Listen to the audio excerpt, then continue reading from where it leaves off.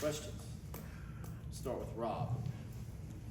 Coach, you may not know yet, but I mean, Dylan kind of dominated the carries last year. Do you have any idea kind of yet what the workload's going to look like, how you're going to split it up, or is it going to depend on how things are going? It'll depend on how things are going. We haven't really discussed that yet as a staff. Kind of let the week play itself out in terms of the competition in the room, and then once we get into the Florida game on Saturday, it'll really take care of itself.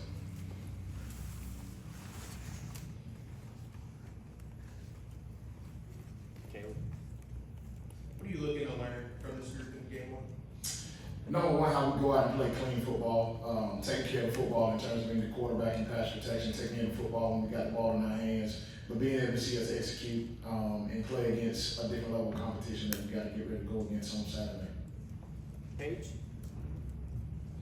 Deshaun and really the whole running back room has talked a lot about how there's no drop off between whoever will be that number 1 or 3. How nice is it working with a room where it kind of you put anyone out there and you'll find success? It's really good. We talk about it all the time. The ball finds energy in terms of having that positive energy.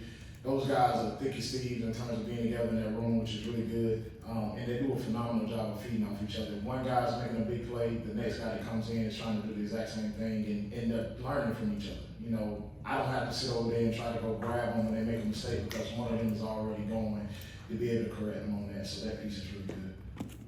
Patrick. Coach, what are your thoughts on Syracuse and their defense you guys are going to see? Physical, aggressive, fast. I mean, when you turn the tape on and you watch them defensively, the thing that jumps out to me is they're chasing the football. It looks like pursuit drill every time that they're on defense.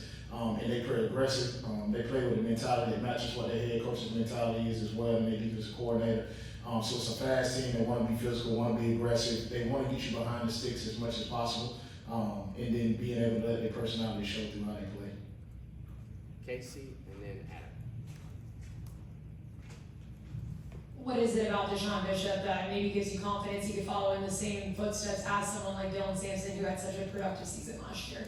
His preparation, number one, in terms of how he prepares himself, in terms of in the training room, in the meeting room, and then out there on the field, and then his practice habits. I mean, he practices every day like he's getting ready to play the game, so he does a really good job from that standpoint.